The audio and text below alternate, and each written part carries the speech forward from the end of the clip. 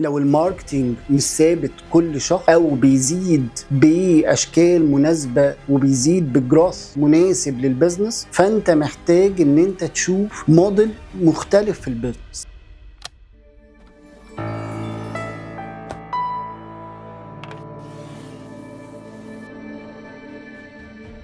لو الماركتينج مش ثابت كل شهر او بيزيد باشكال مناسبه وبيزيد بجراث مناسب للبزنس، والماركتينج طول الوقت بيعدي بابس اند داونز وبسيزوناليتي دايما بتتاثر باللو سيزون، فانت محتاج ان انت تشوف موديل مختلف في البزنس. في موديل اسمه كوميونتي بيزد بزنس موديل. الكوميونتي بيزد بزنس موديل ده ببساطه مناسب جدا لو العميل عندك هيمشي في بروسيس او هيكمل معاك او انت حابب ان هو يكمل معاك. الموديل ده بيخليك تخلص من مشكله الماركتنج الاب اند داون، بيخليك ان انت تشوف البزنس بشكل مختلف، وبيخلي العميل اللي عندك يفضل يستمر ويخلق لك الورد اوف ماوث، وبيخلي دايما في بيز من الكاستمرز دايما بيشتروا منك، ودايما انت في كونكشن بينك وبينهم، ودايما الكونكشن ده على الاقل اسبوعي، فيفرق مع الكاستمر ويشوف ان هو ماشي في بروسيس وبيتنقل من ستيب لستيب، ويبدا يخلق الورد اوف ماوث اللي يتكلم عليها الكاستمر، واللي يقول انا كنت هنا وبقيت هنا واتنقلت من المرحله دي للمرحله دي وجربت دي وسبت دي. وبالتالي هتبقى عندك في بيز من الانكم وبيز من البروفيت قادر ان انت تحافظ على البيزنس بيه، وقادر ان انت ما تتاثرش بالماركتينج، وقادر ان انت الماركتينج عندك يوصل ان هو ما يبقاش معتمد على السيزوناليتي ومختلف من شهر